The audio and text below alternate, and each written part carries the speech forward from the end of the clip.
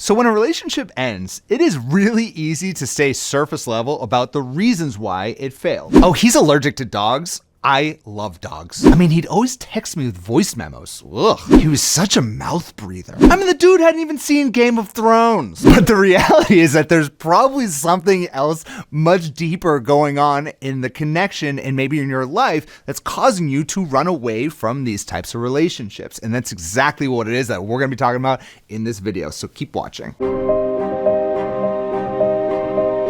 Hey there, Adam LaDolce from lovestrategies.com, where we help successful single women get out there and attract long-lasting love and do it with a proven strategy. And there's kind of an old stereotype that it's always that men are the ones that are running away from relationships and the women are the ones who are always chasing.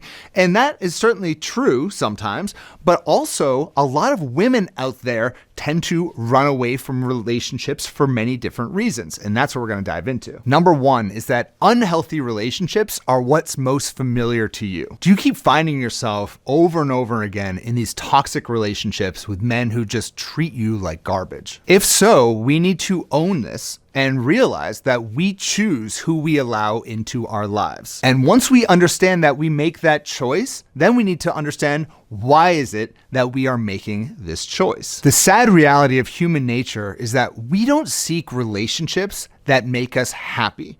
We seek relationships that make us comfortable. If the only relationships that we've been surrounded by growing up and throughout our life have been toxic relationships, whether it's with our parents or our friends or our overall environment, then guess what?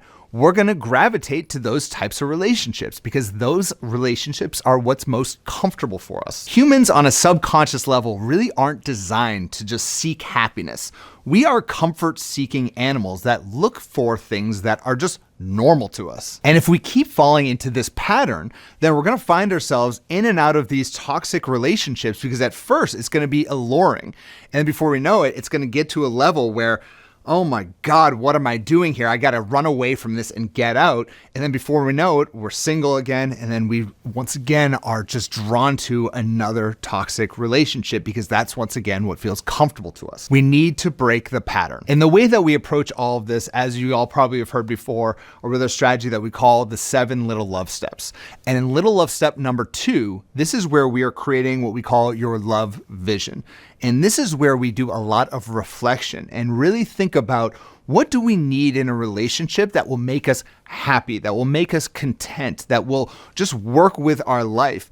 And it kind of works as our North Star getting out there, and it keeps us disciplined to focusing on bringing the right types of men into our life and avoiding the toxic men just like the plague. We don't want those guys in our life. And we continue to refer back to our love vision over and over and over again.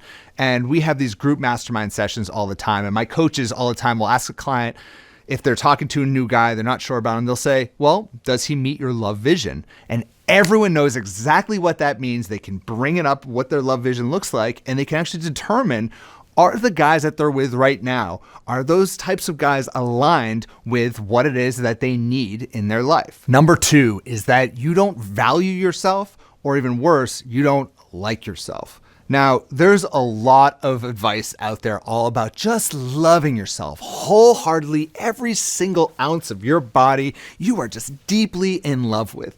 And I think that's a really high bar to set. And frankly, the only people I know that really love themselves that much are a little bit narcissistic, frankly. So I don't talk about having to love yourself, but much more about just liking yourself, liking your actions that you make, liking who it is that you surround yourself with, and being intentional about the decisions you make for yourself in your life. Because here's the deal. If you don't like yourself legitimately, you can't look yourself in the mirror and just say, I like you and I respect the decisions that you make in your life and I appreciate you as a person. If you can't actually do that wholeheartedly, then guess what? You're only going to attract men who treat you the way that you see yourself, which is someone who doesn't deserve love. Because here's the thing, if you don't like yourself and then you meet a guy who really likes you and he is over the top in affection, suddenly it's going to be incongruent with the way that you see yourself. And you're going to start saying things such as, Why is he so nice to me? Why is he bringing me flowers? Why is he texting me so often? Why does he even want to be around me? I don't understand. It's too incongruent. So then suddenly, when those types of guys come around, you're going to run away from the right type of guys. And the only men that you're going to open your heart to are the guys who don't treat you well, because that's frankly how it is that you see yourself. So we have to break the pattern. And contrary to most advice out there, building your confidence and starting to like yourself isn't about making weird positive affirmations like, oh, I just love myself so much. I just love myself so much. None of that stuff, okay? It's about taking action, taking small steps in the right direction, surrounding yourself with the right type of people, the right type of community, and being intentional about your decisions, who it is that you're spending time with, and liking the way that you're really treating others, liking the way that you respond to people when they mistreat you.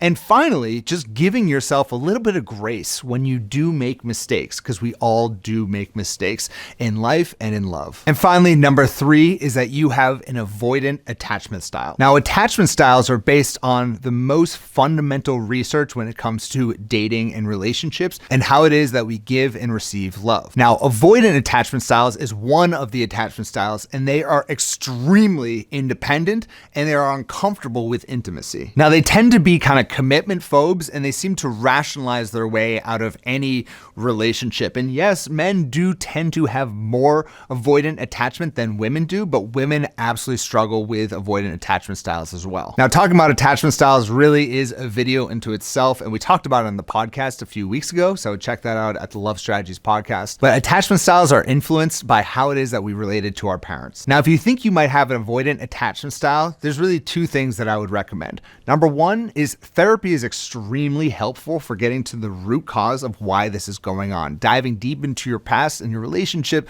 with your parents that might be causing you to have this avoidance when it comes to relationships. And then where our strategies come into play for those with an avoidant attachment style is they focus a lot of energy when they get to little love step number 6. And that's when it comes to exclusivity. When people with avoidant attachment styles get into a new exclusive relationship, if they don't set clear boundaries with the person that they are now committing to, they can suddenly feel very suffocated very, very quickly. So having an open dialogue when people get to little love step number 6 about commitment, what it really means, and how to maintain the right amount of independence, it can really make you feel a lot more comfortable when you get into those relationships. Because ultimately, when you do get into a new relationship, the first thing to focus on are clear boundaries. So if you enjoyed this video, please give it a like, and don't forget to subscribe if you want more videos just like this in the coming couple of months. And also want to hear from you in the comments. Have you ever run away from a relationship due to any of these reasons? Leave that comment right there below. This is a safe place to be very vulnerable and be very open. Thank you so much for watching. I'll speak to you, you beautiful lady, next week. Bye-bye.